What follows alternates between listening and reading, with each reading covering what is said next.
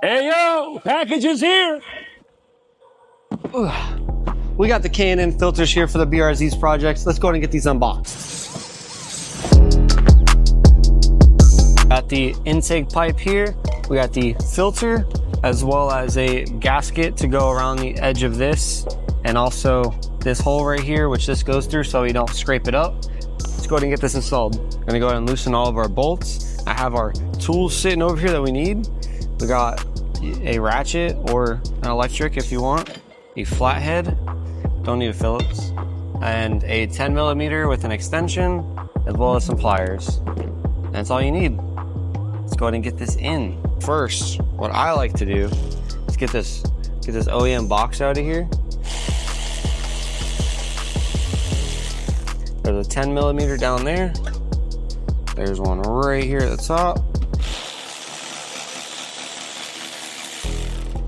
Boom, got those two out. Set that over there. Gonna go in here with the flathead. Loosen up the clamp that's on the throttle body. That's loose now. Pop this off. All right. Take the MAF sensor.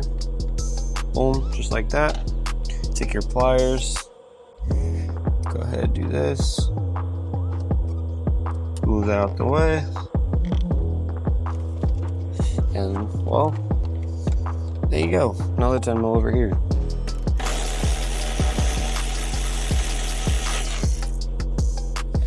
Boom. There's your third one.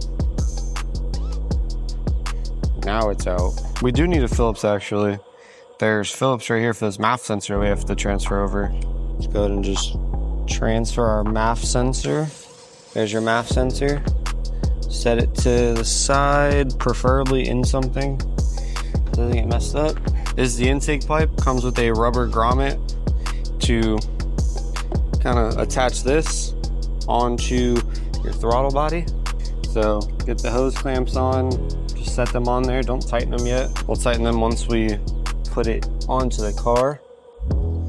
So got that sitting in there just like that. Now we're gonna go ahead and put the box in. Box has brackets that are gonna be what hold it on, and the kit comes with that. Don't want this thing coming loose and rattling around everywhere. It also came with this heat wrap. Just comes with the kit. Stick it on there, that way we don't get it heat soaked. And now, move this just a little bit. Set that box in there. So I'm actually gonna take that back off, move that to the side. That way it's not in our way while we're trying to put this together. All right. So, like that.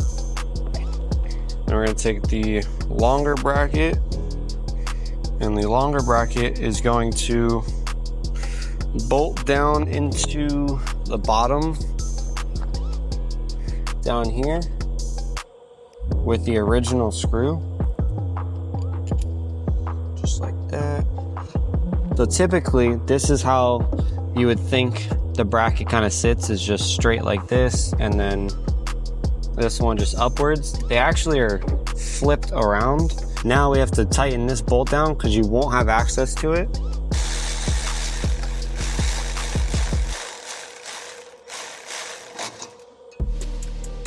Now you got the bracket in there. Now we're gonna put this tiny bracket on, and that's gonna go like this.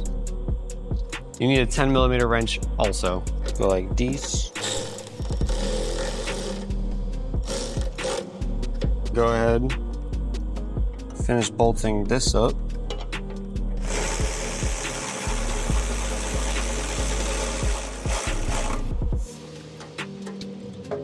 And tighten. Boom, just like that.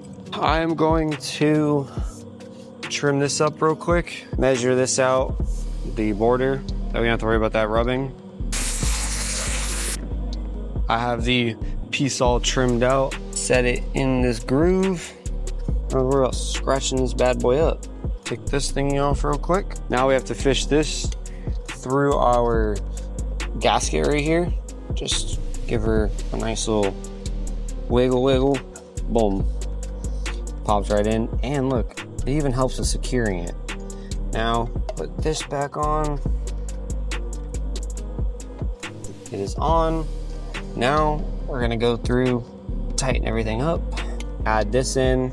We have to put our fitting in here for that, put our cone on, and as well as the clamp for that. So let's go ahead and tighten this up so it doesn't move anymore. Now, we're gonna go ahead and grab our MAF sensor and the new bolts that it comes with. Set this bad boy on here.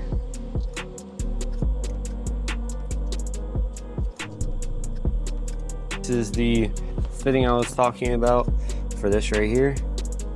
It just won't spin, so I'm just gonna take this little cover off. Just remove this. It's just two little 10mm bolts. Just remove it real quick, and then you have room to spin this on.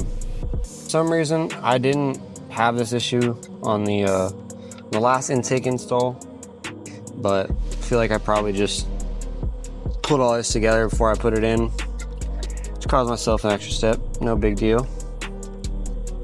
Now, pop the hose back onto it, just like that. Grab our pliers.